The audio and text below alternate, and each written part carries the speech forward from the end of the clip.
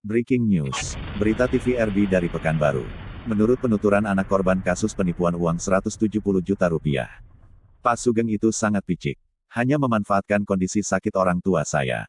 Kita ikuti berita selengkapnya.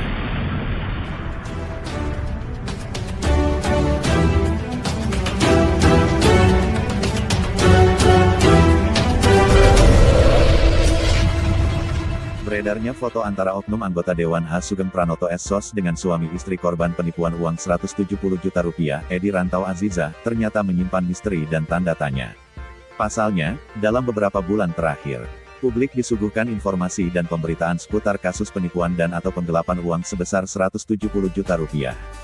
Kasus itu berlangsung lebih dari 10 tahun yang lalu, di mana pada saat itu Sugeng Pranoto masih berprofesi sebagai tukang bakso keliling sekaligus usaha baju rombengan, Monja. Nah, pada saat itu kondisi Edi Rantau dan istrinya Azizah masih aktif bekerja di profesinya masing-masing.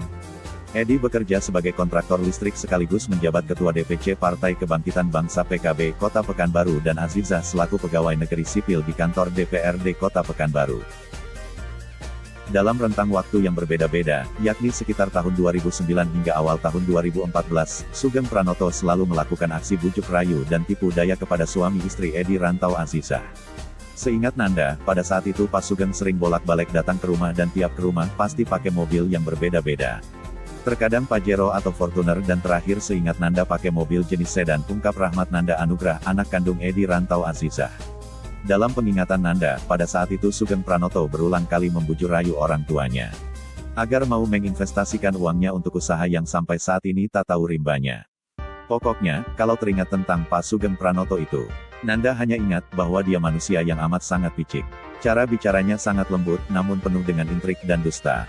Ngeri kali Pak Sugeng itu, tutur Nanda, sapaan akrab anak semata wayang korban penipuan tersebut. Sejujurnya kami tak menginginkan hal-hal seperti ini.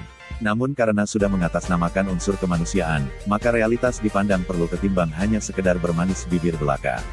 Siapapun orangnya, pasti sepakat untuk melawan tindakan zolim, tegas Yunus, sapaan akrab aktivis nasional itu.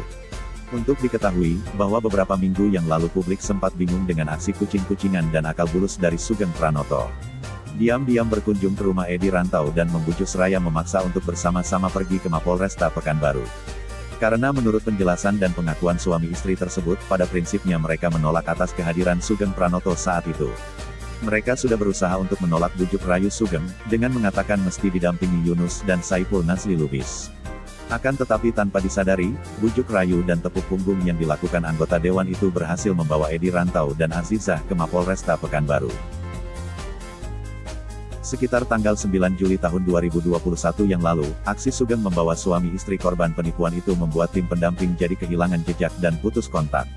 Seingat kami, aksi yang dilakukan Pak Sugeng itu sangat di luar batas kewajaran. Tentunya beliau tahu, bahwa kami bahagian dari pendamping kasus keluarga Pak Edi Rantau itu, tetapi nyatanya niat dan kepicikan beliau justru jelas terbaca. Pak Sugeng sangat picik, bisa melihat dan mengintip situasi tanpa kehadiran anak kandung dan kami, selaku pendamping. Diam-diam membawa pasangan suami istri itu. Bahkan menurut Buk Azizah, dirinya terkesan dipaksa untuk mencabut LP di Mapolresta Pekanbaru, sebut aktivis Larsen Yunus, Rabu, tanggal 21 Juli tahun 2021. Bagi aktivis jebolan kampus Universitas Riau itu, Pak Sugeng sangat angkuh dan sepele dengan kehadiran tim pendamping Edi Rantau Azizah. Beliau itu sangat jelas memanfaatkan situasi dan kondisi sakit kedua orang tua itu. Dengan berbekal foto di dalam mobilnya baru-baru ini, Pak Sugeng lagi-lagi mengklaim telah damai atas kasus ini, tambah Saiful Nazli Lubis, dengan nada geram. Sampai diterbitkan berita ini, tim pendamping dari kantor hukum mediator Satya Wicaksana tetap akan fokus dan konsen atas penyelesaian kasus ini.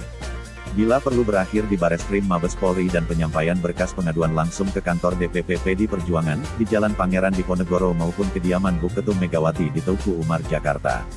Hal itu ditegaskan Direktur Larsen Yunus. Karena pihaknya sangat terpanggil atas penyelesaian kasus ini. Coba lihat, cermati dan pahami. Publik akan disuguhkan dengan aksi pengakuan Pak Sugeng. Awalnya beliau tak mengaku, merasa difitnah, menuduh kami provokasi hingga akhirnya menitipkan mobil yang kami duga bodong, untuk jaminan pembayaran uang 170 juta rupiah itu. Ini kan sudah terang benderang, siapa sebetulnya Pak Sugeng itu. Biarlah publik yang menilai, benar atau tidak dia penipu rakyat sendiri. Sesal Yunus, yang juga menjabat sebagai Ketua PPG AMARI. Terakhir, Rahmat Nanda Anugrah dan Saipul Nasli Lubis kembali menegaskan bahwa pihak keluarganya akan selalu mengejar Sugeng Pranoto agar segera mempertanggungjawabkan perbuatannya. Tolong kami Pak Polisi, Pak Ketua PDIP Riau dan Ibunda Ketum yang ada di Jakarta. Apakah benar ada upaya melindungi kader yang membohongi dan menipu rakyatnya? Lalu jargon partai Wong Cilik itu seperti apa?